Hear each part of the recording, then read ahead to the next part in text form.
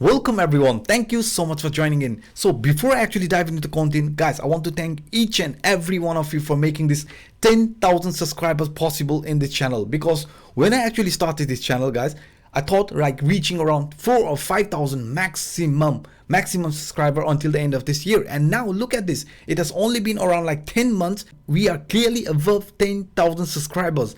That's why I want to thank each and every one of you for making this possible. So now if we look at this price action of Bitcoin and start our analysis by looking at this in hourly time frame, you can see, guys, the price of Bitcoin did actually close above the 0.618 Fibonacci retracement level and invalidate the dead cat bounce scenario, right? And it also broke above the upper line of this descending broadening wedge. But if we look at this current price movement, you can see the price of Bitcoin looks like it is heading more likely in a sideways direction. But if I would show you guys with the help of this parallel channel where or how the price could be moving inside this area, you can see here, guys. So if I use this ascending channel or so-called parallel channel, you can see the price looks like it might be breaking down, right? Breaking out of the lower line area of this parallel channel. But let's see, because the candle hasn't closed yet, but you can see that very clearly the lower line has played a very important role, just like the upper line, which acted as a resistance. And now since the price is at the lower line area, you can also see we might see a leg down scenario, because it looks like it's leaving the lower line area of this ascending channel. You have to be careful. And the reason why I'm actually showing you this, because if you look at this price action in a 4-hour time frame, and let me show you one price example, okay? You know, I have already talked about this price movement.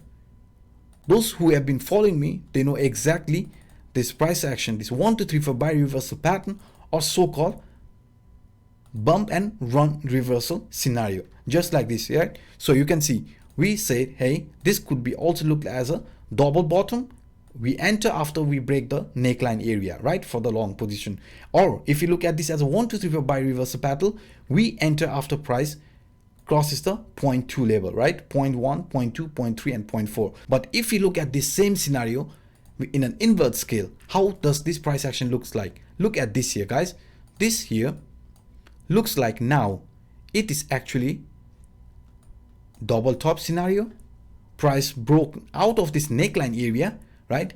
Tried to re-enter this trend line, failed here, and then a pullback scenario. So in an invert scale, this looks like a pullback scenario, right? But if you look at this in a normal scale, this does looks like a breakout scenario. So why I'm actually showing you this, let me show you guys here. If I say, hey, if we look at this price structure right now, what can you see, guys? If we look at this price scenario, you can also notice at this area, the price could be making this similar price structure, which I was talking about recently, right?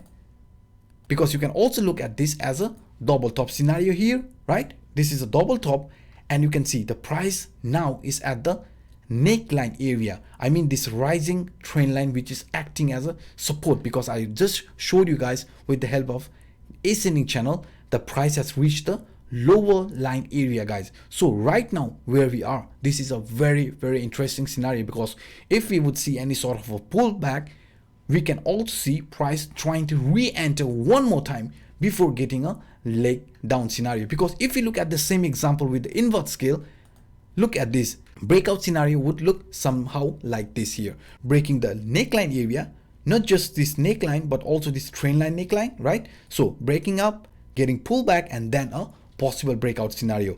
But right now if you look at this price action in a normal scale, guys, this is what I see.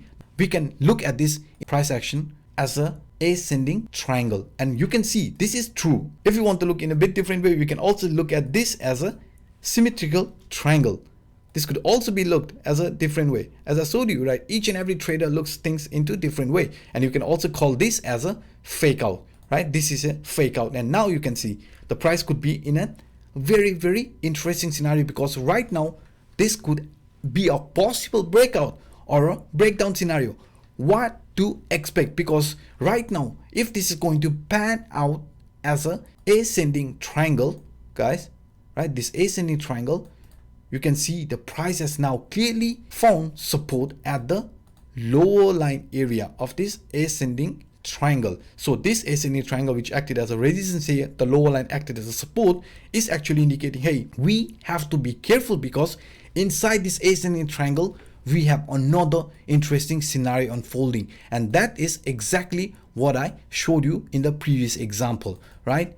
This scenario here, guys, this right now is a very, very interesting move because we know we had a double top here, right? And this, if you see any sort of a breakdown and price coming to re-enter this trend line, guys, be careful because rejection around this area means we could see a leg down scenario, and that is a very, very likely scenario right now. For better understanding, let me show you a bit different example, okay? So now if we come back to this previous example, which I have already talked about on my previous video, guys, you can see we were expecting a pullback around the upper line of this ascending channel, and we did so. But now if you look at this in a daily time frame, this daily candle looks a lot confusing because you can see here a doji formed, right? And also if you look at this here we had another doji, and doji in a market like this, guys, could be a sign of a change, right? So that's why right now where we are could be a very, very interesting scenario because it could still come and retest this price at the upper line area of this ascending channel around this 14,500, 14,600 could be another scenario looking at this price action. Because if you go and look at this in an RSI, guys, RSI was at the overbought area, but right now it's around 70. You can see that here, right? Could be indicating a small pullback scenario just like here, right? Just like here. And also if you go and look to the check-in money flow, right now this check-in money flow is also showing that if you look at this in a whole, you can see the strength might be there, but the momentum is fading out. And you can see that here very clearly. And also if you look to the downside, this premium index funding rate from BitMEX is also indicating, hey, since we are at the positive territory, I'm not saying that we have to short the market, because you can see here, even though we had this positive funding rate, price still continued to the upside before seeing any sort of a pullback, right? Here as well. And also look at this here.